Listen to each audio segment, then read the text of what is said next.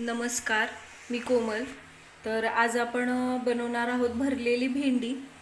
तर ती कशा पद्धतीने बनवायची हे आज आपण बघणार आहोत. चला तर मग रेसिपीला सुरुवात करूया. तर हे बघा, भरलेली भेंडी बनवण्यासाठी इथे मी भेंडी घेतलेली आहे. ती स्वच्छ धुवून सुकवून घेतलेली आहे. जर सुकवण्यासाठी जास्त टाईम नसेल तर कॉटनच्या कपड्याने वगैरे जर पुसून घेतली भेंडी तरी चालते, पण खूप जास्त पाणी नाही राहायला पाहिजे याच्यावरती. त्यासाठी मी धुवून ठेवली होती. मग त्याच्यावरचं पाणी वगैरे नाही आहे ह्या भेंडीवरती. हे बघा, अगदी कोरड्या आहेत ह्या भेंड्या. तर कॉटनच्या रुमालाने वगैरे जरी पुसून घेतली भेंडी धुवून घेतल्यानंतर तरी चालते. चला तर मग रेसिपीला सुरुवात करूया. तर भेंडी बनवण्यासाठी सुरुवातीला हे बघा, भेंडीला अशा पद्धतीने मी कट करून घेते. म्हणजे दोन्ही बाजूला असे कट करून घ्यायचे. हे देठसुद्धा काढून घ्यायचं आणि मधून एका बाजूने हलकासा कट लावून घ्यायचा भेंडीला. हे बघा अशा पद्धतीनं. तर ह्या अशा भेंडीला असं कट देऊन घ्यायचा, म्हणजे याच्यामध्ये आपल्याला मसाला भरता येतो. हे बघा, तर अशा पद्धतीने मी सगळी भेंडी कट करून घेते आणि मधून एक कट लावून सुद्धा घेणार आहे. तर हे बघा अशा पद्धतीनं. हे बघा, तर सगळ्या भेंड्या मी अशाच कट करून घेते. तर सगळ्या भेंडींना मी अशा पद्धतीनं मधून कट देऊन घेतलेला आहे, म्हणजे याच्यामध्ये आपल्याला मसाला भरता येईल. तर आता मसाला काय काय लागणार आहे तो बघून घेऊया आपण. तर एक ताट घेते मी. त्या ताटामध्येच आपल्याला सगळे मसाले टाकून घ्यायचे आहेत, म्हणजे मसालासुद्धा आपल्याला भेंडीमध्ये भरताना व्यवस्थित भरता येतो. तर सुरुवातीला मी हळद घेते, 1 चमचा जिरेपूड, 1 चमचा धनेपूड घेते आणि थोडासा गरम मसाला सुद्धा घेणार आहे मी. शेंगदाण्याचं कूट, भाजलेल्या शेंगदाण्याचं कूट आहे ते 2 चमचे घेते मी. आपलं घरगुती लाल तिखट असतं ते लाल तिखट घेते मी 1.5 चमचा. तर तुम्ही तुमच्या आवडीनुसार तिखट कमी जास्त करू शकता. तर सुक्या खोबऱ्याचं कूट तयार केलेलं आहे मी, ते 2 चमचे टाकणार आहे.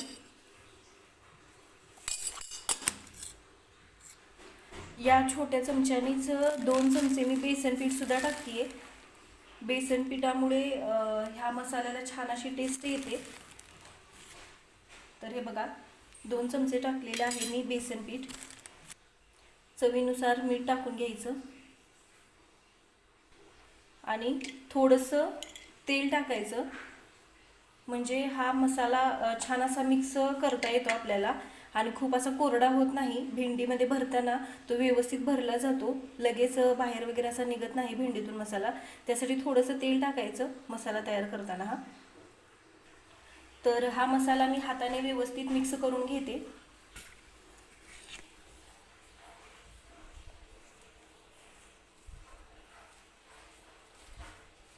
छान असा मिक्स करून घ्यायचा. तेल वापरल्यामुळे हा मसाला, हे बघा तुम्ही बघू शकताय, असा खूप असा कोरडा वगैरे होत नाही. आणि आपण बेसन पीठ या मसाल्यामध्ये टाकलेलं आहे. बेसन पिठामुळे भेंडीला खूप छान अशी चव येते. तर हे बघा, व्यवस्थित मी सगळं मिक्स करून घेतलेलं आहे. तर थोडीशी मी बारीक चिरलेली कोथिंबीर सुद्धा टाकणार आहे.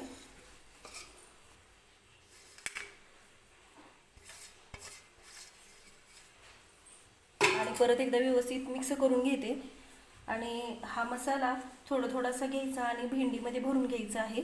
तर हे बघा, एक भेंडी मी घेते आणि अशा पद्धतीनं बोटाने हा मसाला व्यवस्थित दाबून भेंडीमध्ये भरून घ्यायचा अशा पद्धतीनं. आणि थोडंसं असं भेंडीला चिकटवून घ्यायचं, म्हणजे मसाला जो भरलेला आहे तो लगेच बाहेर निघत नाही त्यासाठी.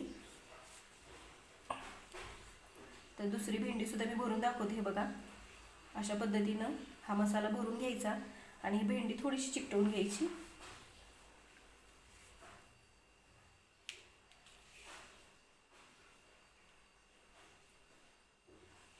एखादी भेंडी जर खूप जास्त मोठी असेल तर त्याचे 2 भाग जरी केले तरी चालतात, किंवा आणताना छोटी भेंडी आणायची.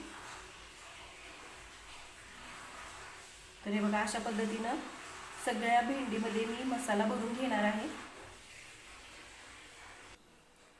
तर हे बघा, सगळ्या भेंडीमध्ये मी मसाला व्यवस्थित भरून घेतलेला आहे. तर आता आपण याला फोडणी देऊन घेणार आहोत. त्यासाठी मी इथं कढई गरम करायला ठेवलेली आहे.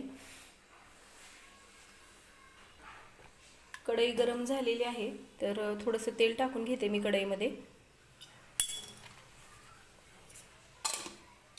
तेल व्यवस्थित गरम करून घ्यायचं आहे.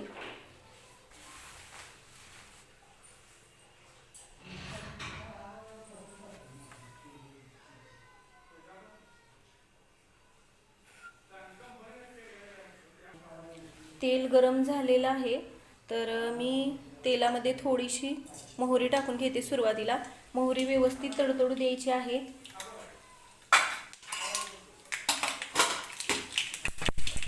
मोहरी तडतडलेली आहे. आता थोडंसं जिरं टाकून घेते मी. आणि आता जी आपण भेंडी भरून घेतली होती ती भेंडी तेलामध्ये टाकून घेणार आहे.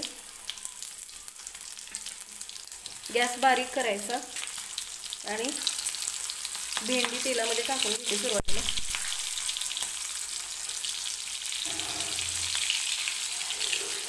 अगदी झटपट तयार होते ही भेंडी आणि खायला सुद्धा खूप छान लागते. जेवणासोबत तोंडी लावायला वगैरे अशा पद्धतीने जर भेंडी बनवली तर खूप छान लागते खायला.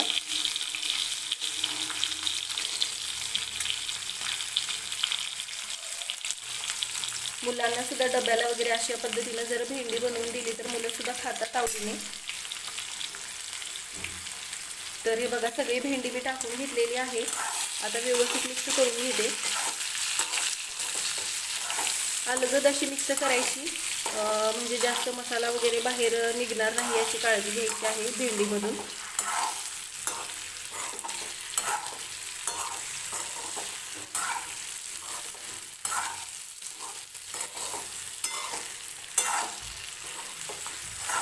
तर हे बघा, अशा पद्धतीने मी व्यवस्थित अशी मिक्स करून घेते भेंडी.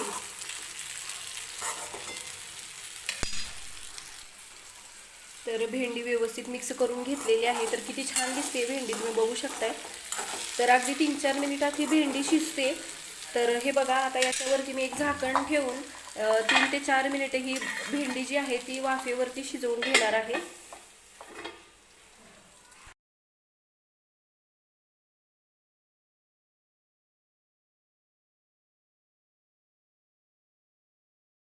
तर हे बघा, तयार आहे झटपट अशी भरलेली भेंडी. तर मसाला वगैरे किती छान भरला गेलेला आहे भेंडीमध्ये, तुम्ही बघू शकताय. अजिबात बाहेर वगैरे निघालेला नाही. तर तुम्ही सुद्धा अशा पद्धतीने ही भेंडी एकदा नक्की बनवून बघा.